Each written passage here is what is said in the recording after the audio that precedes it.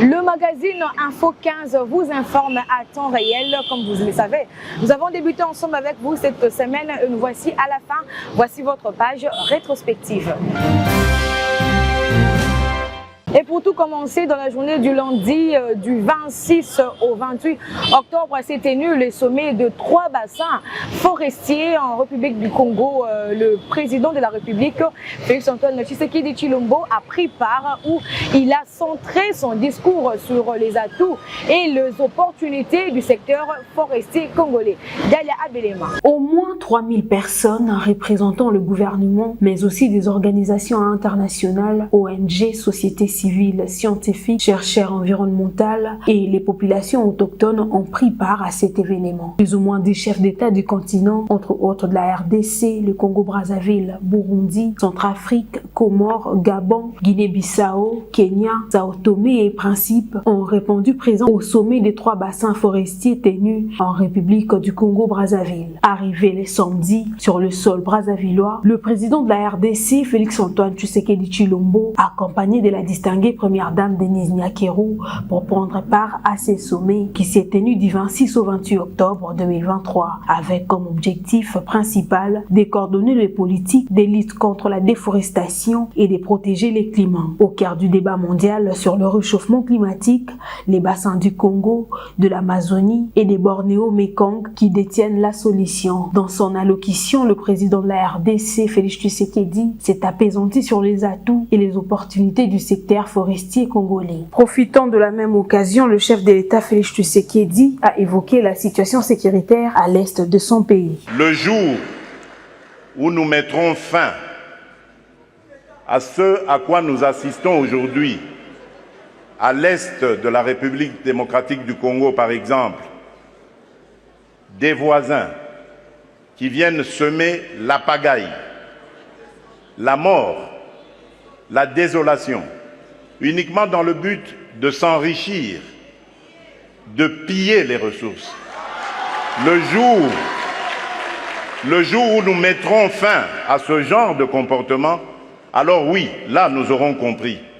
Parce que je suis désolé, en tant que président de la République démocratique du Congo et face à ce genre de choses, je ne suis pas tenté de construire des ponts, mais plutôt des murs pour sécuriser ma population. En marge de sa participation à ces sommets, le président congolais Félix-Antoine Tshisekedi a eu à rencontrer son homologue brazzavillois Denis Sassou Nguesso. Accusé d'avoir augmenté de rubrique et le budget pour l'organisation de 9e jeu de la francophonie par Nicolas Kazadi, le directeur national de ce jeu, Isidore Kwanja rejette toutes les allégations via son compte Twitter. Espoir Amala. Le torchon brûle entre Nicolas Kazadi, ministre des Finances, et Isidore Kwanja, directeur du comité national de 9e jeu de la francophonie. Dans une déclaration faite le samedi 28 octobre dernier, lors du lancement de la bancarisation des diplomates congolais, l'argentier de la République a affirmé qu'il y a eu dépassement budgétaire pour l'organisation de 9e jeu de la francophonie et que le directeur national de ce jeu avait décidé d'augmenter des rubriques et des budgets. De 48 millions, on est arrivé à 324 millions. De 12 millions pour les opérations, on est arrivé à 78 millions. De 36 millions pour les investissements, on est arrivé à 246 millions. Et le temps pour faire ces jeux est passé de quelques mois à 3 ans pratiquement. Des accusations rejetées en bloc par Isidore Kwanja via son compte Twitter qui dit « Nous avons été accompagnés par l'IGF depuis notre prise des fonctions jusqu'aujourd'hui. Toutes les opérations financières ont été faites sous les regards de l'IGF. Nous sommes surpris d'apprendre aussi dans les réseaux sociaux que le jeu aurait coûté 324 millions de dollars américains alors que nous savons que le budget adopté par les comités de pilotage et approuvé par l'OIF était de 66 900 millions d'euros que nous n'avons toujours pas encore encaissé en totalité. Où sont partis ces fonds et qui les a gérés? S'il y a un dépassement du budget dont on parle, les raisons sont à chercher ailleurs par la direction nationale des jeux qui est restée très austère. Rappelons par ailleurs que le mardi 6 septembre dernier, l'inspecteur général des finances Jules Alingueté avait tenu un point de presse conjointement avec Isidore Kwanja pour expliquer à l'opinion qu'il n'y avait pas de détournement au sein du jeu de la francophonie. Affaire à suivre. Le président fondateur de la Fondation Patrick Massoya continue à travailler pour la population matadienne. L'objectif, c'est de ramener le développement dans cette partie du pays. Le coordonnateur national de la Fondation, Toms Masunda, est revenu sur la vision de Patrick Massoya. Regardez.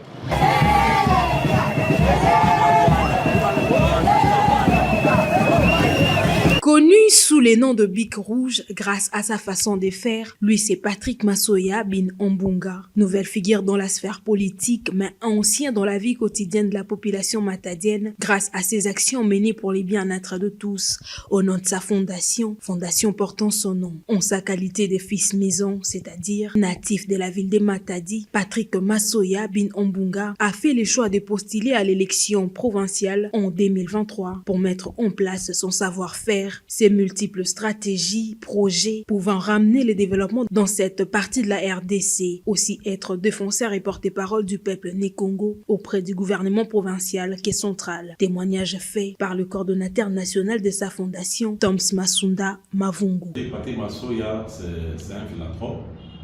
C'est une personne qui a vraiment de l'amour envers les gens, qui aime bien aider la population et qui se soucie un peu de la population. Raison pour laquelle Patrick Massoya, étant fils de Congo, il a les soucis de s'intégrer, des soucis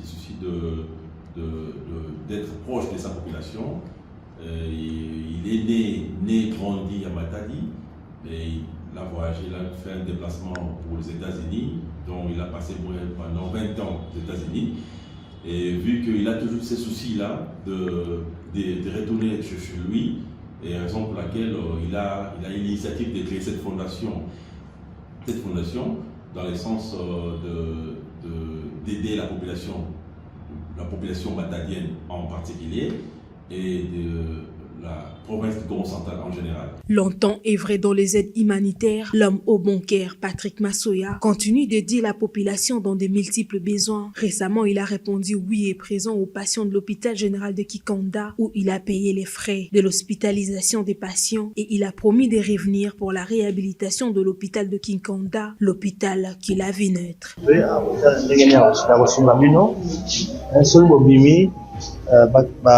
Staff nanga ba ko travailler na bino totala ndenge ko salisa bino na moi quelque chose bona ko kolisa bona o posoko bino ke na ndako loka ko leza te ko lesa ini totala kuma to so na bino totala ba activité ba mkio ko sala pona mwana kola o totala kuma ko nani na wakati en tout cas que vous a bloqué awa ça n'a pas si mingi vraiment nalalaki te depuis lobi na décalé voyage na bifo na komona bino na félicité bino sans bino ngana kozala boye te moni ezali eloko moko vraiment ya mutu ya vraiment mpona ngai eza eloko moko te touche nga makasi nga mona botama mpe awa nabotamaki na hôpital oyo vraiment en tout cas tokosala nyonso na moki oyo nzambe apesi biso tokabola na bino totala ndenge nini boki okolisa bana oyo bolemba te vraiment. L'éducation de la jeunesse, l'autonomisation de femmes et le développement des Matadi restent les préoccupations et un cheval de bataille de Patrick Massoya.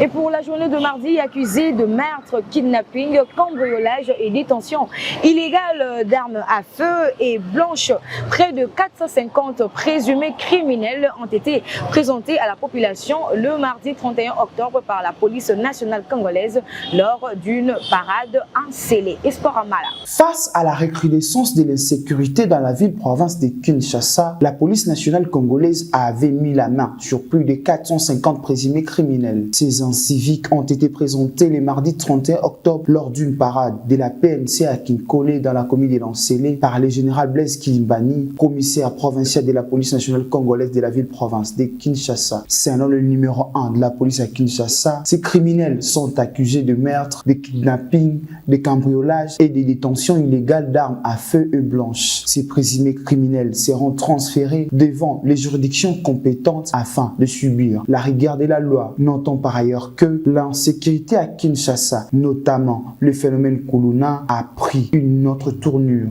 Dans la capitale de la RDC, plusieurs quartiers sont rongés par ces hommes inciviques qui s'en prennent aux civils et à leurs biens.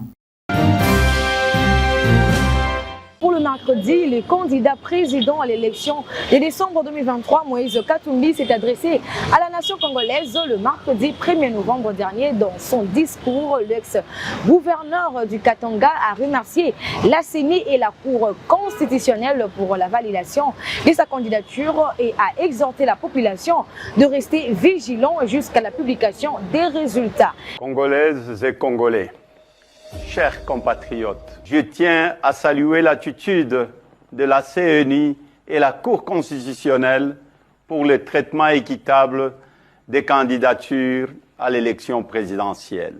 Je les exhorte à garder la même attitude jusqu'à la fin du processus électoral en vue de redorer l'image de notre pays. Je vous en remercie et vous exhorte à rester vigilants jusqu'à la publication de résultats qui seront la consécration de notre victoire tant attendue. Je tiens également à remercier la communauté internationale pour son appui et son accompagnement dans ce processus dont tous les Congolais attendent une issue heureuse et respectueuse de leur volonté pour un climat post-électoral apaisé.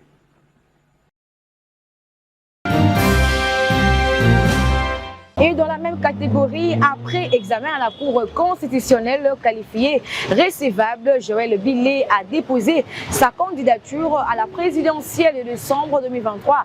Le mercredi 1er novembre, c'est une deuxième femme à cette course après Marie-Josée Ifoku. Suivez. C'est une deuxième candidature féminine pour l'élection présidentielle de 2023. Après Marie-Josée Ifoku, c'est le tour de Joël Billet à cette course. Ces dépôts est dorénavant effective 48 heures après l'arrêt rendu par la Cour constitutionnelle en matière de contentieux électoral. Joël Billet s'est rendu ce mercredi à la Commission électorale nationale indépendante. Elle a, dans sa sortie, salué l'exécution de l'état de droit qu'on prône matin, midi, soir dans notre pays. La société civile qui s'est sentie lésée m'a porté pour qu'aujourd'hui je représente bel et bien ses intérêts, qui sont les intérêts de poser les bases d'une république valeurs.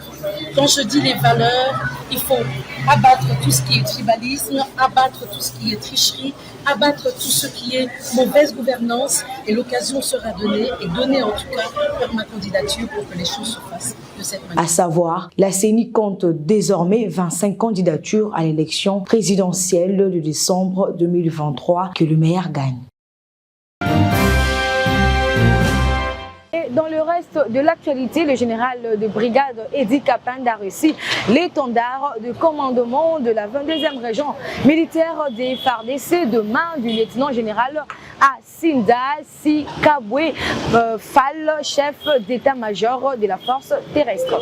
Daila Belema. Ces nouveaux gestes marquent officiellement la prise des fonctions de général des brigades. Le nouveau commandant de la 22e région militaire des FARDC, Edi Kapand Irund. La cérémonie des remises de l'étendard a eu lieu au camp Vangu à Lubumbashi ce vendredi 3 novembre 2023. Du main du chef d'état-major de la force terrestre, le lieutenant-général Sikabwe Asinda Fall, au cours d'une parade militaire mixte des FARDC. Général de brigade Kapand Irung Edi, je vous remets cet étendard, symbole du commandement de la 22e région militaire. Vous le garderez jalousement, vous le protégerez, vous le défendrez jusqu'au sacrifice suprême. Il faut dire qu'Edi Kapand est réintégré au sein de l'armée par l'ordonnance présidentielle lue à la chaîne nationale dans la nuit du jeudi 20 octobre 2023. Et pour finir, le sélectionneur de Léopard de la RDC, Sébastien Desarbres, a procédé le jeudi 2 novembre dernier à la publication de la liste de 26 joueurs retenus pour le prochaine rencontre de Léopard en match des éliminatoires de la Coupe du Monde 2026, zone Afrique. Espoir Amala. La Fédération congolaise de football association a rendu public le jeudi 2 novembre 2023 via les réseaux sociaux la liste des 26 joueurs sélectionnés par l'entraîneur Sébastien Desarbres pour le prochain rassemblement des Léopards qui joueront contre la Mauritanie le 15 novembre et le Soudan le 19 novembre 2023 dans les cadres des éliminatoires de la Coupe du Monde 2026. Comme gardien, il y a Dimitri Berthaud, Lionel Passy et Sadi Bagio. Parmi les défenseurs, Jadian Kaloulou, Brian Bayeye, Moukoko Amale, Enoch Inonga, Chancel Mbemba, Rocky Bouchiri, Joris Kaembe, Simba Vital. En milieu de terrain, nous avons Samuel Moutoussami, Edo Kaembe, Aaron Chiboula, Charles Piquel, Grady Diangana, Gaël Kakuta et Glody Lilepo. Dans la ligne offensive, on note Théo Bongonda, Meshak Elia, Silas Kantopa, Jackson Moleka, Yohan Wissa, Cédric Bakambu, Simo Banza et Fiston Kalala Maele. Signalons que Arthur Maswaku et Dylan Batubinsika sont les deux absents pour des raisons de blessure. C'est la fin de votre page rétrospective. Merci de votre fidélité. Merci au coordonnateur Peggy Sassa. Merci à vous, le 2G Patrick Massoya. Merci à Christian Botti qui était derrière la caméra ainsi que Iris Santoto. Prenez bien soin de vous.